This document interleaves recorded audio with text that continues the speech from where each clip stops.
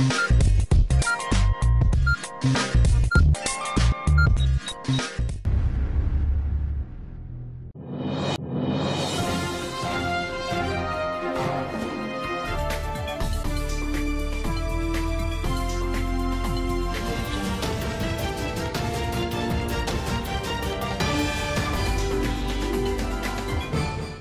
सर्व प्रेक्षकांचं एडियन बातमीपत्रात मी अक्षय मनपूर्वक स्वागत करतो। आज दिवसभरात घडलेल्या संपूर्ण घटनांचा आढावा आपण घेणारच आहोत। तत्पूर्वी नजर टाकूया आज दिवसभरात घडलेल्या काही महत्त्वाच्या ठळक घडामोडींवरती। पर्यावरण दिनानिमित्त 955 झाडांची लागवड करत महानगरपालिकेच्या वतीने जागतिक पर्यावरण दिन मोठ्या उत्साहात साजरा करण्यात आला आहे। दारूसाठी पैसे न दिल्याने चहा टपरी चालकाचा भोसकून खून। घटनेनंतर खुलेआम चाकू हाताने फिरवत दहशत निर्माण करण्याचा प्रयत्न। पोलीस आयुक्तांचा धाक अजूनही नाहीच। आता बघूया सविस्तर बातम्या। नशेखोराने चहाच्या टपरीवर दारूसाठी पैशाची मागणी केली, ती पूर्ण न झाल्याने चाकू खुपसून खून केल्याची घटना घडली आहे।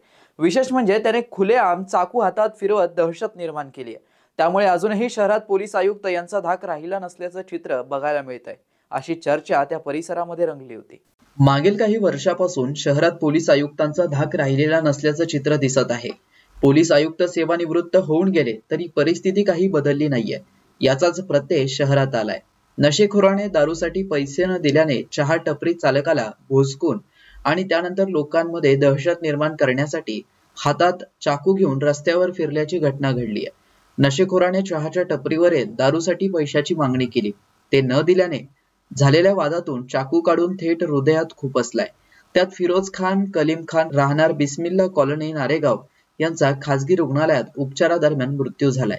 या प्रकरणी MIDC सिडको पोलिसांनी गुन्हा दाखल केलाय। कलीम शाह मदार शाह राहणार पटेल टॉवरच्या मागे कौसर पार्क नारेगाव असं आरोपीचं नाव आहे। मयत फिरोज खान यांचे नारेगाव येथील आसरा टी हाऊस असून ते व त्यांचा 16 वर्षांचा मुलगा हॉटेल चालवत होते। 4 जून रोजी सायंकाळी ही घटना घडली आहे। त्यानंतर चिकन विक्रेते जावेद कडून पटेल यांनी फिरोज खान यांचे भाऊ मुजम्मिल कलीम खान यांनी माहिती दिली। त्यांनी तात्काळ हॉटेलवरती धाव घेतली। जखमी भावाला नागरिकांच्या मदतीने उचलून MGM रुग्णालयात उपचारासाठी दाखल केले गेलं। तिथे डॉक्टरांनी त्यांना मृत घोषित केलं। या घटनेनंतर आरोपीने चित्रपटातील विलन प्रमाणे भर रस्त्यात हातात चाकू घेऊन उपस्थित लोकांना आव्हान देत दहशत निर्माण केली।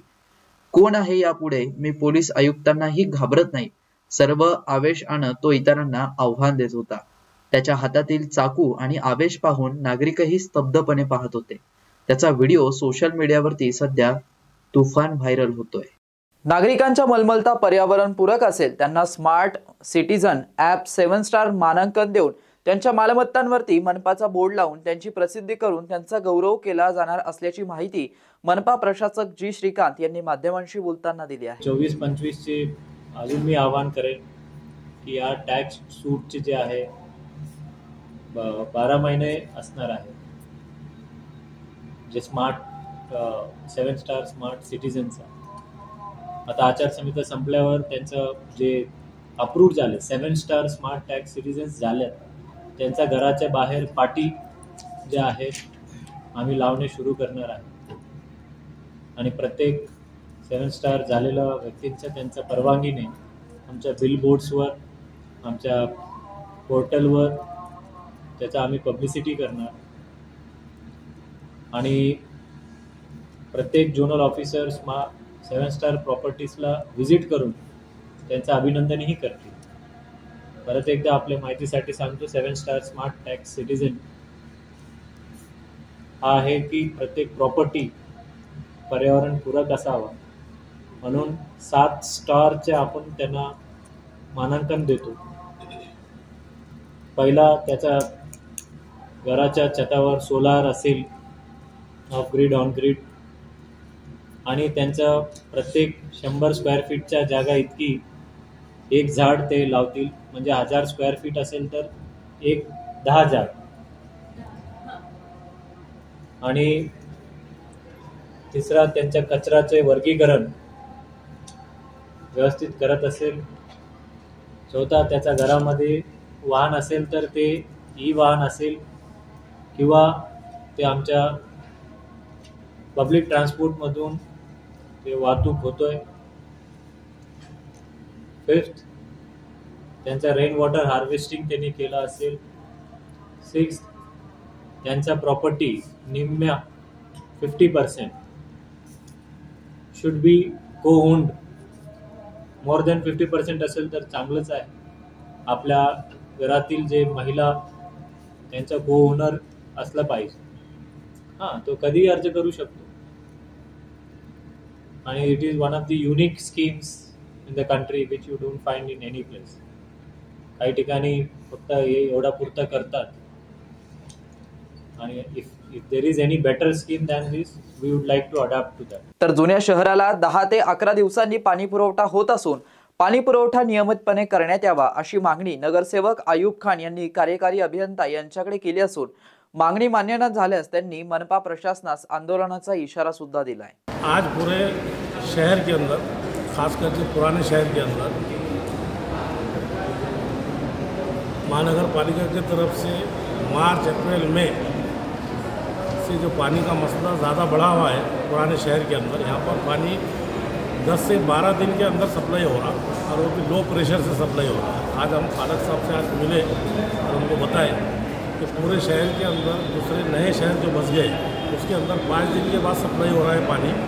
और पुराने शहर के अंदर जिसमें गुलमंडी, लोटा कारंजा, हर्षनगर, कुटी लैन, रोशन गेट, अपने फाजलपुरा, चिलीपुरा, यहाँ पर जो पानी का सप्लाई हो रहा है, धौनी मोहल्ला, राजा बाज़ार, यहाँ पर 10 से 12 दिन पानी आ रहा है. और दूसरे नए शहर के अंदर 5 से 6 दिन में पानी आ रहा है. तो हमने आज उनको ये बताया कि ये इस तरीके से पानी का सप्लाई देने की वजह क्या है कि दूसरे नए एरिए को 5 दिन में और पुराने शहर को 12 दिन में पानी. अगर उन्होंने ये मसला भी ये सप्लाई के टाइम हल नहीं किए तो हम आने वाले 1-2 दिन के अंदर कमिश्नर साहब आने के बाद यहाँ पर उनसे मीटिंग करके यहाँ पर आंदोलन छेड़ा जाएगा पूरे शहर की तरफ से कि पुराने शहर को पानी क्यों कम दिया जा रहा है. टैक्स जब के बराबर लिया जा रहा है, यहाँ से पानी का टैक्स लिया जा रहा है, प्रॉपर्टी का टैक्स लिया जा रहा है. पानी 12 दिन, महीने में सिर्फ 2 या 3 दिन पानी आ रहा है. इसके लिए आज फालक साहब से मुलाकात हुई. उन्होंने आज हमको आश्वासन दिया कि अगले सप्लाई से वो इसके ऊपर देख के क्या हो सकता है उसमें करेंगे. अगर नहीं हुआ तो पूरे शहर की तरफ से महानगर पालिका के खिलाफ आंदोलन छेड़ा जाएगा. शहरातील काही कब्रस्तानामध्ये दफनविधीनंतरच्या कागदोपत्री कारवायांसाठी कर्मचारी नियुक्त करण्यात यावा अशी मागणी नगरसेवक आयुब खान यांनी महानगरपालिका प्रशासनाकडे केली आहे. याबाबत त्यांनी एडीएन सोबत बोलताना अधिक माहिती दिली आहे. मोमिनपुरा हर्षनगर के कब्रस्तान के सिलसिले में हमें अभी वार्ड अधिकारी से मिलना हुआ.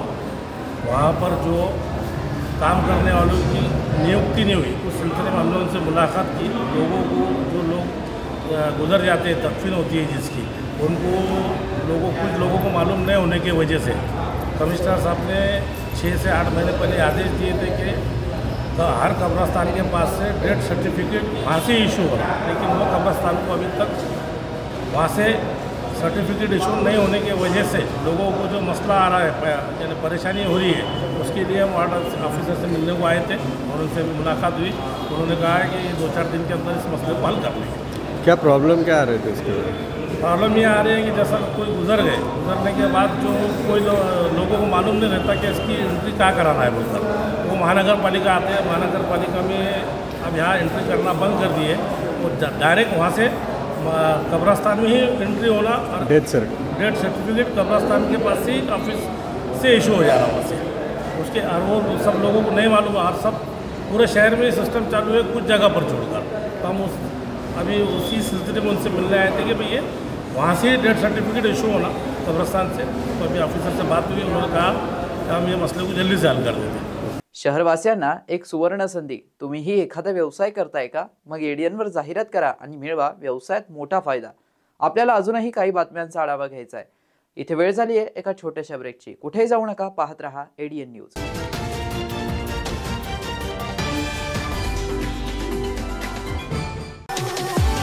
संभाजीनगरकरांसाठी खुशखबर खुशखबर खुशखबर.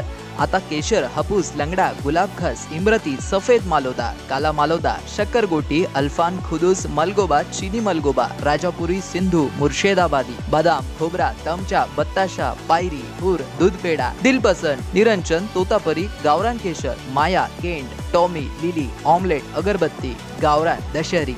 मंडळी, ही सगळी आंब्यांची नावं आहेत आणि हे सगळे आंबे आपल्याला खायला मिळणार आहेत, तेही आपल्या शहरात म्हणजेच छत्रपती संभाजीनगरमध्ये. कृषी विद्यापीठ फळ संशोधन केंद्र, हिमायतबाग, छत्रपती संभाजीनगर येथे हे विविध प्रजातीचे आंबे आपल्याला खायला मिळणार आहे. तर वाट कसली पाहताय? आताच भेट द्या आणि या निरनिराळ्या आंब्यांची नैसर्गिक पद्धतीने, ऑर्गॅनिक पद्धतीने पिकवलेल्या आंब्याचा मनमुराद आनंद लुटा.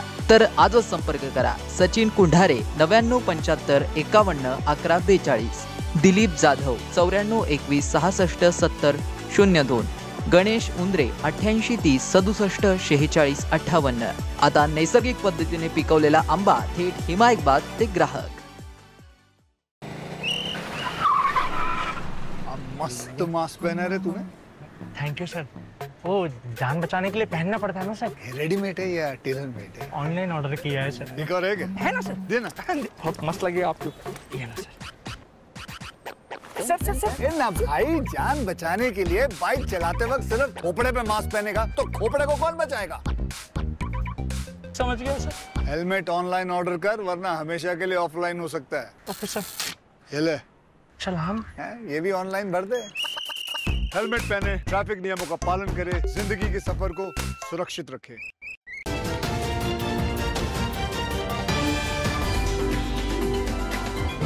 ब्रेक नंतर पुन्हा एकदा स्वागत आहे. आपण बघत आहात एडियन बातमीपत्र.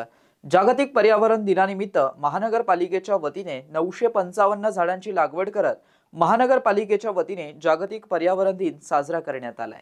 आज दिनांक 5 जून रोजी जागतिक पर्यावरण दिनानिमित्त महानगरपालिकेतर्फे एकूण 955 झाडांची लागवड करण्यात आली आहे. अतिरिक्त आयुक्त रणजित पाटील यांच्या हस्ते रामनगर हरित पट्टा येथे या वृक्षारोपण कार्यक्रमाचा शुभारंभ करण्यात आलाय. यावेळी रामनगर हरित पट्टा येथील 355, स्वर्गीय बाळासाहेब ठाकरे उद्यान येथे 450 तसेच झोन नंबर 7 मध्ये 100 झाडांची लागवड करण्यात आली आहे. याशिवाय 50 झाडे दैनिक लोकमत समूह यांना वृक्षारोपणासाठी देण्यात आले. यावेळी अतिरिक्त आयुक्त रणजित पाटील, शहर अभियंता AB देशमुख, मुख्य उद्यान अधिकारी विजय पाटील, माहिती व जनसंपर्क अधिकारी अहमद तौसिफ, उद्यान विभागातील कनिष्ठ अभियंता स्वप्नाली माने, माजी महापौर बापू घडामोडे, उद्यान सुपरवायझर व इतर कर्मचारी या कार्यक्रमासाठी मोठ्या संख्येने उपस्थित होते. हे विशेष.